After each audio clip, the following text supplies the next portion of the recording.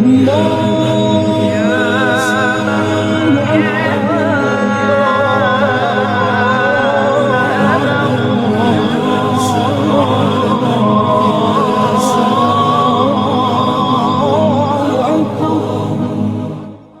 اللہ الرحمن الرحیم۔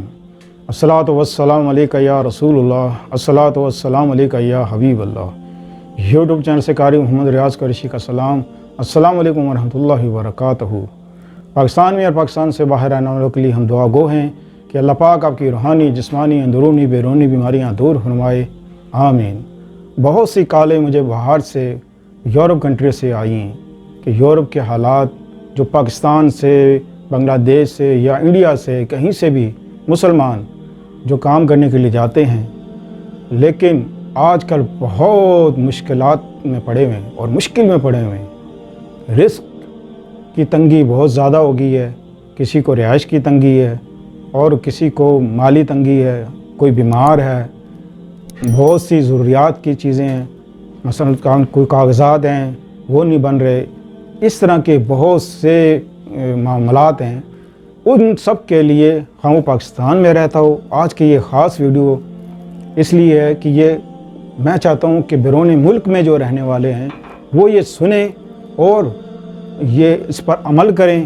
انشاءاللہ عزیز اس کے عمل کرنے سے آپ کے موجودہ جو حالات ہیں، پریشانی ہیں، کوئی بھی پریشانی ہے اس وقت آپ کی نظر میں، تو آپ یہ وظیفہ کریں تو انشاءاللہ عزیز آپ کی وہ حاجت پوری ہو جائے گی۔ سورہ اخلاص اللہ تعالیٰ کو بہت پسند ہے۔ ایک حدیث مبارکہ ہے کہ چند صحابی آپ حضور صلی اللہ علیہ وسلم کے پاس تشریف لائے تو انہوں نے کہا کہ یا رسول اللہ صلی اللہ علیہ وسلم، فلاں شخص ہے، مولوی ہے، وہ ہر رکعت میں سورہ اخلاص پڑھتا ہے۔ تو آپ حضور صلی اللہ علیہ وسلم مسکرائے اور فرمایا کہ جاؤ اسے لے کر آؤ، اسی سے پوچھتے ہیں کہ وہ کیوں پڑھتا ہے۔ وہ شخص آیا، جب آپ حضور صلی اللہ علیہ وسلم نے ارشاد فرمایا کہ اے شخص یہ تو بتا کہ تو ہر رکعت میں سورہ اخلاص کیوں پڑھتا ہے، وہ شخص کہنے لگا کہ یا رسول اللہ صلی اللہ علیہ وسلم، مجھے سورہ اخلاص سے محبت ہے۔ تو آقا دو جہاں حضرت محمد مصطفیٰ صلی اللہ علیہ وسلم مسکرائے اور فرمایا کہ اے شخص سن لے کہ جس طرح تو سورہ اخلاص سے محبت کرتا ہے، اللہ تجھ سے بھی محبت کرتا ہے۔ تو سبحان اللہ، آپ اس نیت سے کہ سورہ اخلاص پڑھنے والے کو اللہ پسند کرتا ہے، محبت کرتا ہے، اس شخص سے جو سورہ اخلاص پڑھ رہا ہو، تو اس محبت میں پھر جب آپ محبت کے دائرے میں جب آپ پڑھیں گے کہ اللہ کو یہ پسند ہے پڑھنا، جب یہ چیز آپ ذہن میں رکھیں گے اور آپ پڑھیں گے تو انشاءاللہ عزیز پھر آپ جو بھی مانگیں گے وہ آپ کو انشاءاللہ عزیز ملے گا۔ بہت سے لوگ یہ کہتے ہیں کہ ہم نے بہت وظیفے کیے ہیں لیکن ہمارا کام نہیں ہوتا۔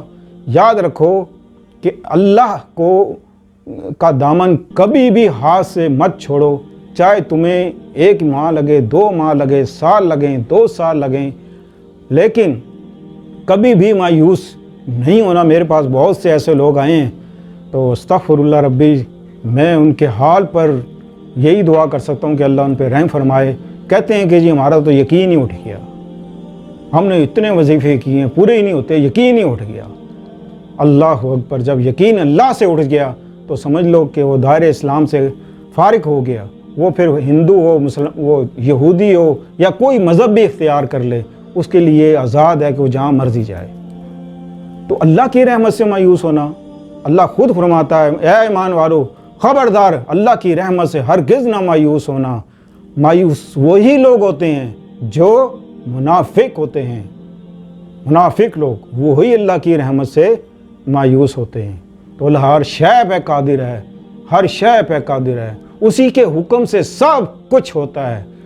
یقیناً انسان جب بیمار ہوتا ہے تو اللہ ہی شفا دیتا ہے، جب انسان بھوکا ہے تو اللہ ہی اس کا پیٹ بھرتا ہے، جو پیاس ہوتا ہے لگتی ہے تو اللہ ہی اس کی پیاس بجھاتا ہے، اور اللہ ہی کے حکم سے ہم سانس لے رہے ہیں، بول رہے ہیں، بات کر رہے ہیں، اور آپ سن رہے ہیں، میں بول رہا ہوں، یہ سب اللہ کا حکم ہے، اور اللہ کے حکم کے بغیر کچھ بھی نہیں ہو سکتا۔ عشاء کی نماز کے بعد سورہ اخلاص 72 بار اول آخر درود شریف یہ آپ پڑھیں، انشاءاللہ پڑھ کے دعا کریں، اور اس کو کچھ دن معمول میں رکھیں، کم و بیش 21 دن 40 دن آپ یہ کرتے رہیں، اور اللہ سے محبت سے، پیار سے، عاجزی سے، آنسو بہا کے اللہ کو منا لو۔ میری دعا ہے کہ اللہ آپ کی ہر جائز خواہش، کیونکہ خواہشات انسان کی اتنی ہیں جو مرتے دم تک ختم نہیں ہوتی، تو انسان جس حال میں ہو اللہ کا شکر ادا کرتا رہے، اور اپنی جائز ضرورت کے لیے اللہ تعالیٰ سے مانگے، اللہ تعالیٰ ضرور عطا فرمائے گا۔ انشاءاللہ عزیز ملتے ہیں اگلے پروگرام میں۔ اللہ